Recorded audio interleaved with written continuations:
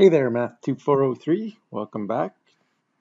We're still in Unit 1, Video 2. We'll be talking about measures of central tendency in this short video. So let's dive right in. Okay, here we are, back in our lecture notes. We're talking about measures of central tendency. Previously, we were looking at graphical methods to describe data, where we were looking at the shape of the data. We were looking for the middle of the data. We were looking at how spread out the data was.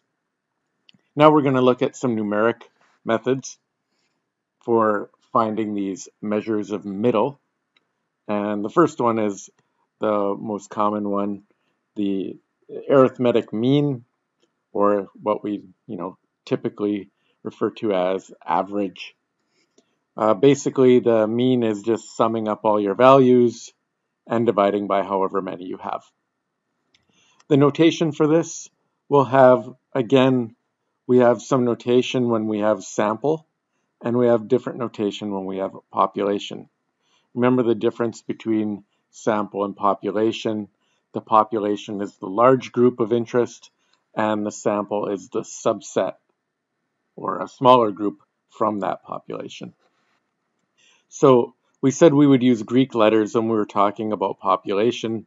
So if we're talking about the mean, we'll use the Greek letter M, mu, and the formula is the same. We're still just adding up all the values x and divided by however many we have. So the only thing we need to really keep track of is the symbol that we're using for describing these things.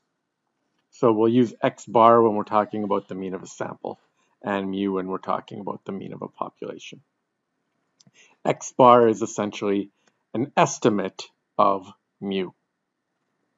And we'll be doing that throughout the course, where we don't know what the mean of the whole population is, but we'll estimate it using the mean of some sample. And we'll do examples of these calculations, but I'm sure you're all familiar with the mean. In statistics, the word average refers to any of these measures of mean. Average just means a measure of center or a measure of middle. So statisticians use that term more broadly, but in common English, we basically refer to the mean as the average. And I'll probably mess that up as I'm talking too, just because it's so common to call the mean the average. But we can also call the median an average or a measure of middle. And this is basically the actual middle value of a data set. So you take all your scores, you put them in order, and you point to the middle of that list. The nice thing about the median is there's no calculation. You just have to find the middle. The downside of it is that maybe it doesn't represent the whole data set as well as it could. We'll talk about that in a second. The median often doesn't have a good population symbol, so we won't have a Greek letter for it.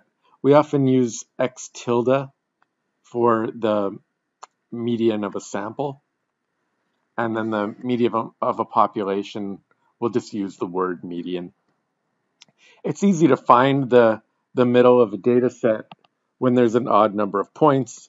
If you have 1, 2, 3, 4, and 5, and you want to find the median of that data set, it's easy to spot the middle. But when you have an even number of points, say 1, 2, 3, 4, if that's our data set, well, then where is the middle?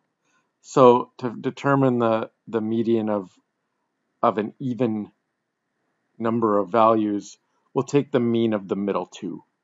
So in this case, we'd say x tilde is 2 plus 3 over 2, or 2.5. And in the example above, we could just find the middle and say it's 3. Remember to include units, whenever you're writing these sorts of data summaries or statistics. In this case, I was just, sketching down some random numbers, so I didn't have any units, but be aware that you should always write units with these values. Another measure of middle is the mode. The mode is the most frequently occurring value in a data set.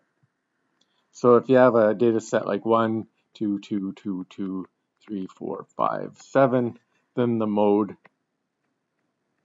is equal to 2, because that's the value that occurs the most in the list.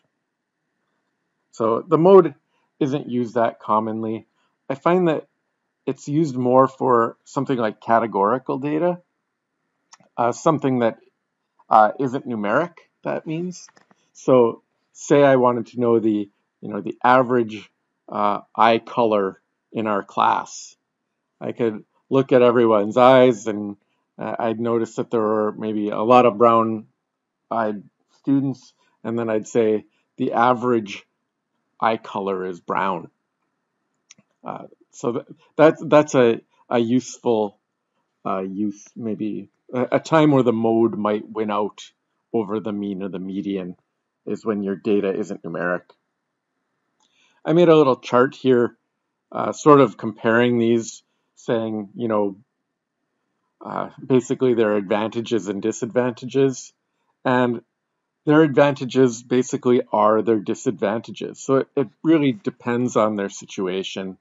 We will most commonly be using the mean, but occasionally the median will win out. And less often we'll see the mode as our measure of central tendency. The mean is great because it takes every value into account in your data set, but it's also its disadvantages that it takes every value into account. Sometimes there's one strange value in your data set that might throw your mean off.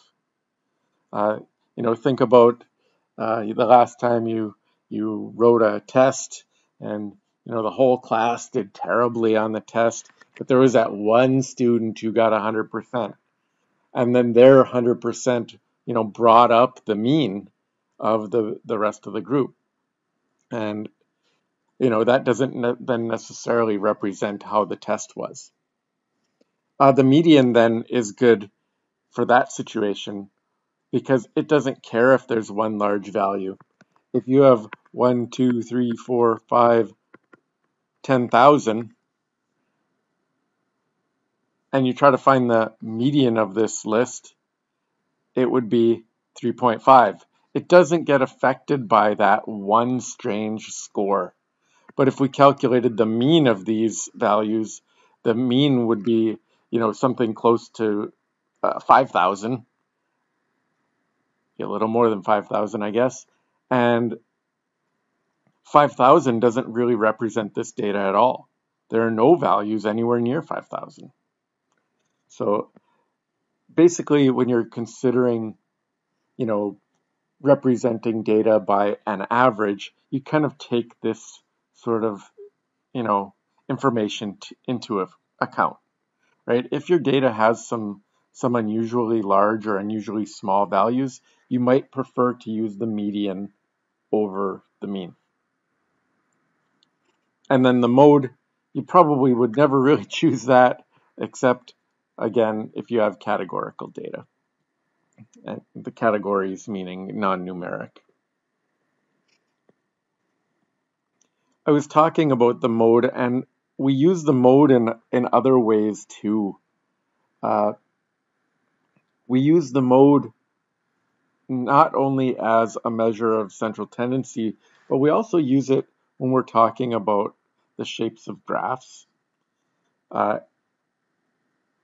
Basically, if I had drawn these, look at this first picture here, I could have drawn this as something a little more familiar. Last time we made histograms, it would look something like that instead of a smooth curve. Now, the category with the most items in it is the mode. So basically, we call where the peak of the distribution lies the mode. We don't have to have only one mode, as in these three pictures. Certainly, I could draw, something that is bimodal or trimodal or, even higher. So multimodal distribution, basically where you have peaks. There's a mode and there's a mode. So I just want to make you aware that the term mode is used sort of in another way. It's basically categories that have the most items in them, which would represent where these peaks are. We've looked at these shapes a few times now, and we've basically been seeing the normal distribution, which is the typical bell curve shape. This is a nice symmetric distribution where you draw a line through the center of it, and the percentage of values above the center is the percentage of values below, and it's a mirror image on each side. We don't always get that, though. Sometimes we have data where you may have more values to the right of the mode, or you might have more values to the left of the mode. So before you even do your graph, it's possible you could calculate your mean, median, and mode and then compare them. If the mean and median are to the left of the mode, you will often end up with a shape that looks like this, and we call that skewed left.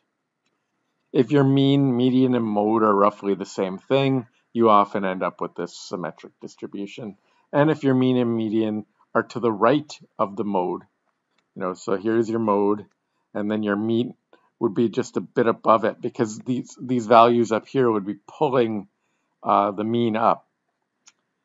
So your mean and median are to the right of the mode, then you tend to be skewed right.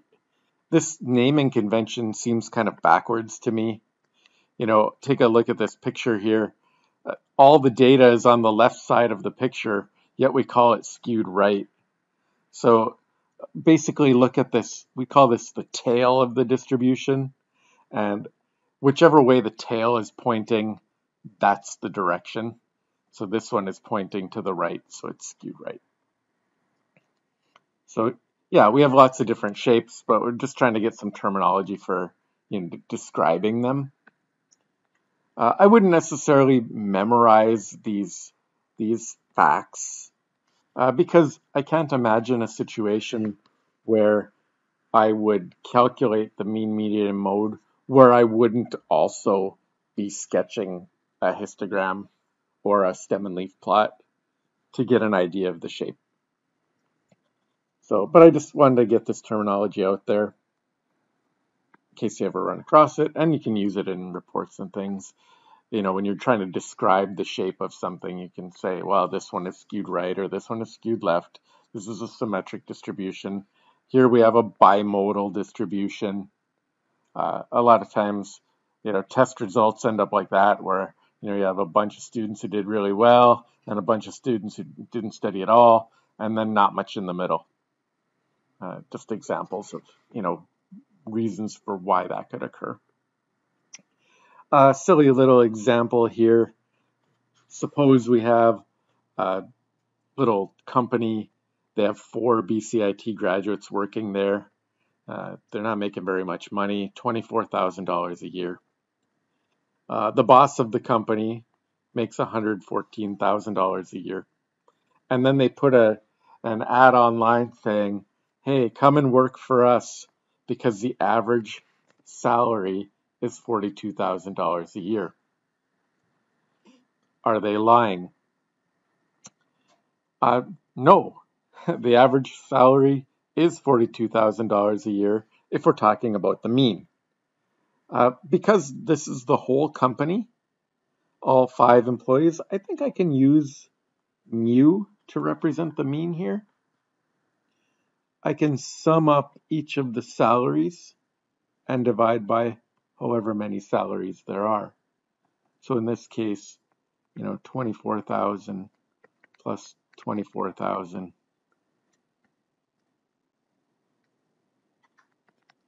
How many do I have? 4.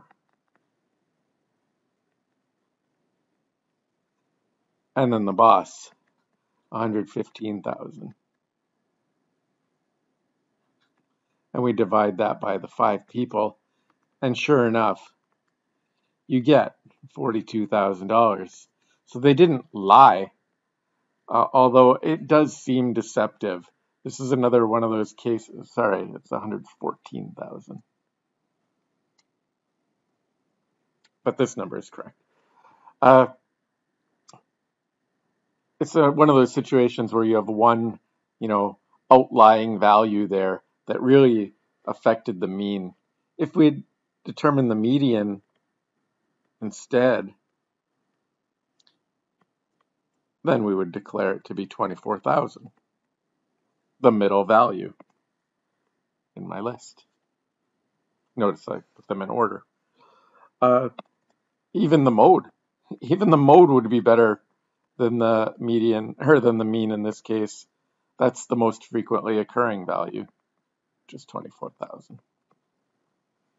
Oftentimes, house prices are listed in terms of the median. In my neighborhood, you walk down the block and most of the houses are around $1 million.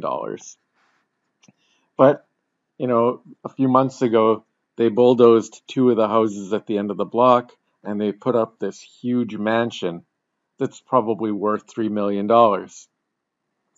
Now,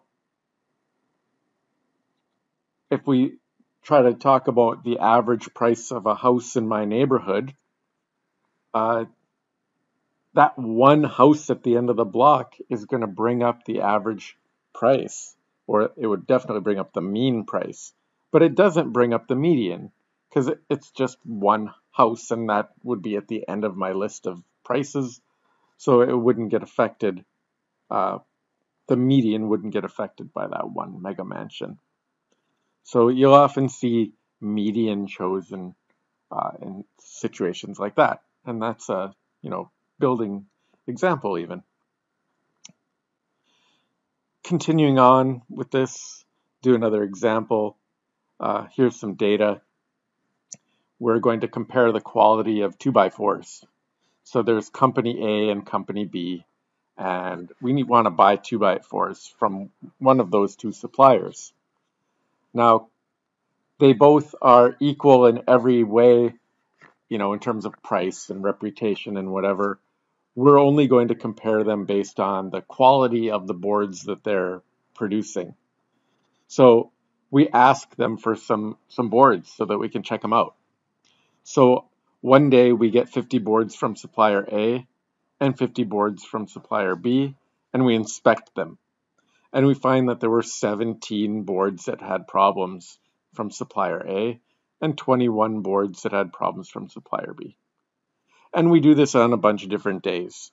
On another day we get 50 boards from supplier A and we find 79 problems, and from supplier B we find 72 problems. We were being very particular. A board could have more than one problem. It could have a knot and be twisted, and that's why we can get a number like 79. This was 50 boards, but there were 79 problems that we discovered. Which supplier is better? When we just look at the raw values, in this case, better means smaller. 17 is better than 21, but 79 is worse than 72 because we're talking about problems here. Here it was a tie, then it was roughly a tie, and then supplier B won, and then supplier B won, then supplier A won. So to make this decision, it's kind of hard to just look at the raw values. So maybe we'll make a plot. I made a stem and leaf plot, kind of a special one. I called it a back-to-back stem and leaf plot. I noticed that these values ranged from the teens up to the 70s. So 10, 20, 30, 40, 50, 60, 70. And I made those the stems. And then I put the ones value for supplier A and B. So this number 17 for supplier A ended up right here. It's a 1.7. And the 21 for supplier B is right here. And then you just keep going. The 56 from supplier A is, this value in the list, and the 32 from supplier B is this value in the list. We can see from this, crude graph, the shapes of these things. Supplier A looks like it has a, pretty typical bell curve. And supplier B, maybe not a bell curve. Maybe it has a little bit of skewness. Maybe it's skewed to the right. With only 20 values, I don't want to jump to too many conclusions about the shape of these distributions. I'd like a lot more data before I conclude supplier B's data is always skewed to the right, or supplier A's data is always symmetric and bell-shaped. But based on what we have, that's what we see. And these plots are, pretty nice. We want values that are smaller. So if you look at, maybe up to the 30s, supplier B has a lot more values that are 30 or below. Or maybe we can compare 40 and below. But then if we look at 50 and above, we'll see that supplier A has quite a few more above 50 than supplier B. So just based on this plot, I feel like supplier B is the way to go. Even though we're really drawn to bell curves, in this case, I want my data to be clustered lower.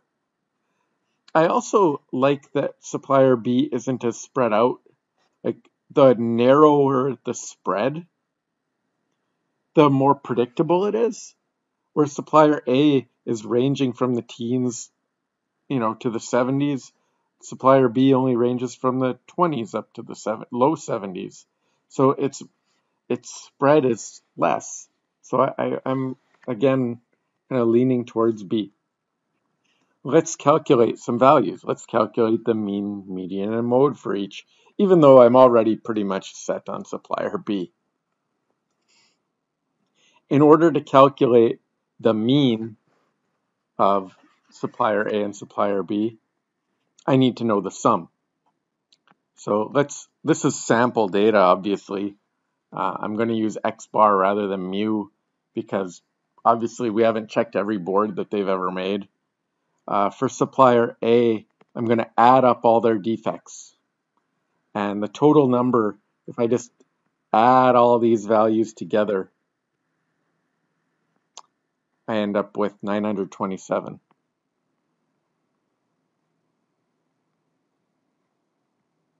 And we did 20 different samples, getting us a mean of 46.35.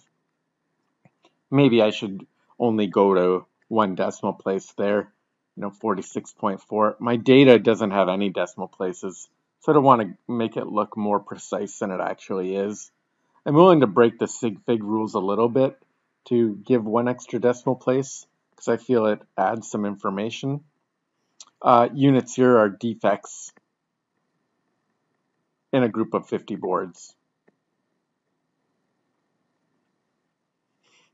Heck, I'm thinking about this. I'm currently in the process of calculating the mean of A and the mean of B. I add up all the B values. I divide them by 20 samples. And in that case, I get 43.1 defects in 50 boards. And I see that, B is better than A.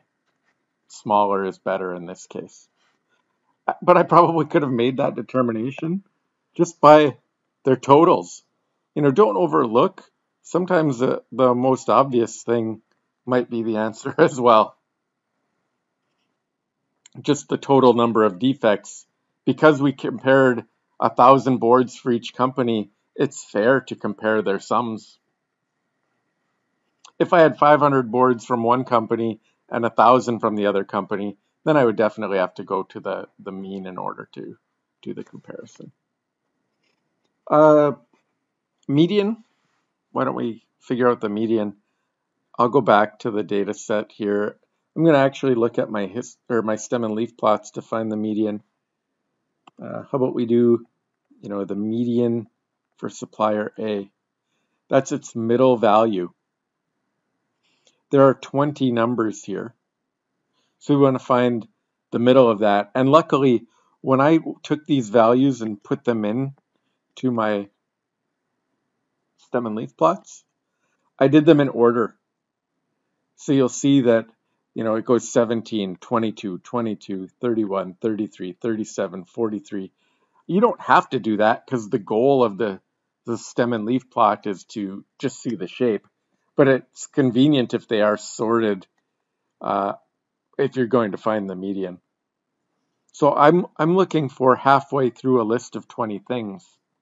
So I have to look between the 10th and the 11th value because there's an even number. So 1, 2, 3, 4, 5, 6, 7, 8, 9, 10, and 11. So I'm looking between the 10th and 11th. Be careful, don't just say the answer is 7.5. We have to remember the stem. So it's 47 plus 48 over 2, which is 47.5 defects per 50 boards. And then if we did, supplier B, again, just count and find the 10th and 11th. So 1, 2, 3, 4, 5, 6, 7, 8, 9, 10, and 11. So it's between 41 and 42.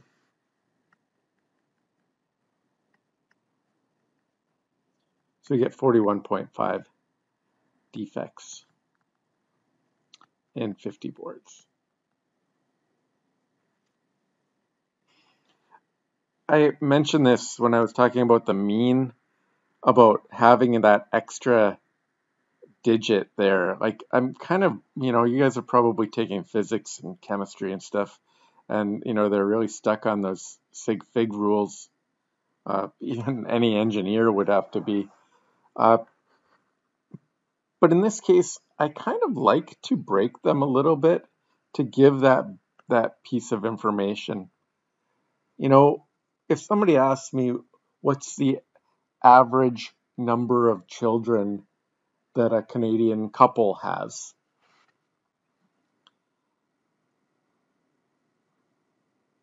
the answer to that question is something like 1.6. Now, I know you can't have 0.6 of a kid, but it adds information. I'd hate to round that to 2, because then I think some information is lost. I think it's better to say that the average Canadian family has 1.6 children rather than rounding it to 2. So sometimes, breaking the rules makes sense. And I think sometimes with the mean, it may make sense, or the median as well. The mode, that's the most frequently occurring value. Let's take a look, see if we can find it in here. Let's take a look. For supplier A, what happens here? I see that there are 2 22s, 2 47s, and 2 61s. So this is a problem for the mode. There are 3. There can be multiple modes. If every value in the list is distinct, every value is the mode. So that makes it really a crummy way to describe the center. But in this case, 47 wouldn't be bad. That group of 2 actually is in the middle. For supplier B, I'm looking at that now. I see there are 2 45s, and that's the only one that repeats. So I would say the mode for supplier B is 45. In my little chart here, I listed, there were 3 modes for supplier A and 1 mode for supplier B. And again, remember to use your units. Stem and leaf plots, although nice to, for a quick check of the shape of the distribution, obviously we prefer to make a nice histogram with nice classes, all equally spaced, with a common y-axis, so that if we're making a comparison between two things, we're comparing them on the same scale. You'll notice that I have a nice label on the axis. I have terrible titles. These titles should be more descriptive, saying, number of defective boards in shipments of size 50 on 20 different days. But that was kind of wordy. But honestly, I'd prefer that we wrote longer titles. Don't assume that somebody knows the background before they start looking at your chart. Charts should try to stand alone as much as possible. They shouldn't require that somebody has read anything prior to looking at them. Whenever you're looking at, the latest news topic that has, charts attached, you often just jump straight to the graphic and before you've read anything. So assume that that's what everyone does. So I'm kind of a hypocrite here. I'm trying to teach you how to make nice plots, and then I put terrible titles. Maybe by showing you the mistake, you will avoid making it yourself. I think that's enough for this video. We'll pick this up next time. We'll discuss measures of spread next, or measures of variation. So I'll see you next time, and take care.